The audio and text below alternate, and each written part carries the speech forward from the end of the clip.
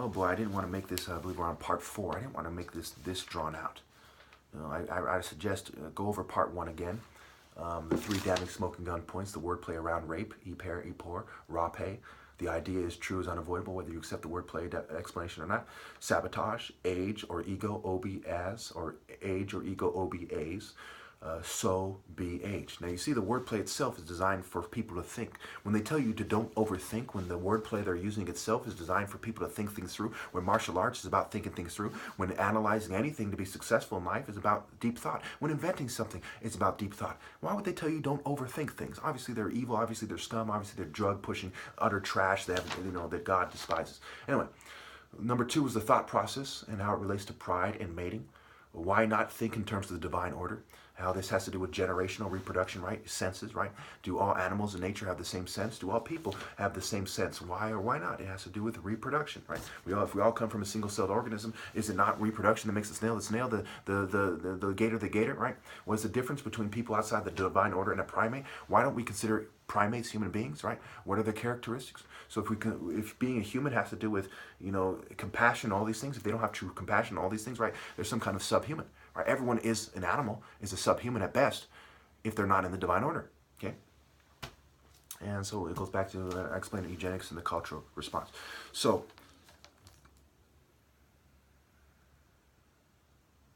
okay. So the split involves the people that intensely reach for God. If you know there's a way to more intensely reach for God and you don't do it, why not? Okay, where do you draw the line again? Right? Why, if you could say, hey, you know what, that divine order argument is the most logical argument I've ever heard, but I'm not going to do it.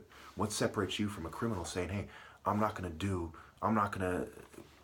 not commit crime, right? I'm not going to be a hardworking kind of decent citizen, quote unquote, right? What's to separate you from him?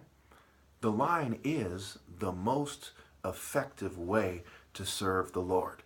If you are not doing what you believe to be the most effective way to serve the Lord, you are not serving the Lord. And if you are too stupid to see, or too cowardly to see that it is the divine order, you are not serving the Lord.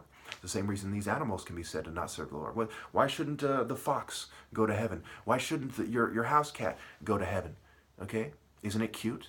Doesn't it seem nice? Don't you like it having it around? Don't you feel sad when it dies? Don't people often bury their family pets? Okay? What's the difference between that and somebody outside the divine order who is cute and nice and tries not to harm anybody? It's not enough to be a pussycat. You have to fall in line with the leopard and hawk, Harware, Horus the Elder, the falcon, martial arts, pure sun spirit, masculine spirit, order. Okay. Again, I went over Igbo as a grouping of people as opposed to a small tribe, right? So this also, by default, even if I was just an Igbo, it would lead me away from this kind of tribalism if I truly examine this thing naturally, right? This tribe's natural cultivation process includes assimilating other people into its tribe. This is not some kind of racial supremacy. It's not like, oh, I'm an Irishman and I don't want my daughter to marry someone who's not Irish. It's not, oh, I'm white and I don't want I'm part white. It's accept people who have shared cultural values and assimilate them into your tribe. Okay? And of that, there are called centers, but they want to be close to the spirit, and a lot of Igbos fall short because they don't accept the true order of Eri. In fact, when you look up the king of Igbo, right, it is through Neri that they have embraced it publicly. In this world, those who worship this world accept the king of Neri as the king of the Igbos. And that is the worldly king, right? Anna, Earth Mother. Okay, the leopard as the kingdom is the earth. Instead of the leopard jumping up on the tree of life is the tree of knowledge, the kingdom of the earth, right? And not the leopard trying to climb the tree as the ladder, the family tree, Jacob's ladder, Ra-Cub's ladder, the royal family of Eri, A-Ra ladder, Jacob Eri. And we look at the Eri myths, right? They refer to it as Jacob Eri because people generally, people who look into this thing acknowledge that Jacob in its true form is Eri. Okay, that is based on Eri. Okay, the idea. So Lucifer as pride, and of course Hebrew itself is an Afro-Asiatic dialect, right? Where does it start? Asia or Africa? Where does the family line start? You have to be a moron not to see this one. Okay, so Lucifer as pride, Satan as rage to varying degrees, Beelzebub as gluttony, and I'm not going to put this on the screen. I'll put a lot of things on the screen, but if you look at it, look up Beelzebub, Beelzebub, something like that, Mammon, Satan, Lucifer, they represent different ideas of Satanism. They're different paths to being part of the devil's order, and some people are the greatest embodiment. Satan itself means sit in, right? Osiris can be, for example, can be seen as Lucifer because Asar, right? Lose I for, okay? Asar, Aset, and Heru. So lose I for a soar, right? Because you want to be and you want to soar. You lose I4 so you can be Osiris sitting on the seat in charge, right? And Osiris was usurping Ra's position, where Horus is said to be the son of Osiris, Horus the Younger, instead of the son of Ra. So there's a lot of wordplay around Asar. I don't remember off the top of my head that proves that Lucifer, it connects to Asar. And Satan is kind of sit in, seat. Isis names means seat, Seton. And of course, Isis, there's a lot of wordplay and a lot of things. I don't want to go over it. I want to make this my last video. I'm really sick of going over this over and over again. I've gone over this to such a degree, and humanity is acting like bitches. There's really no excuse for that. Basically, all I should have had to say was who my father was. My martial art challenge. Everyone should have fallen in line. Boom. Accept or fall in line. Boom. Done.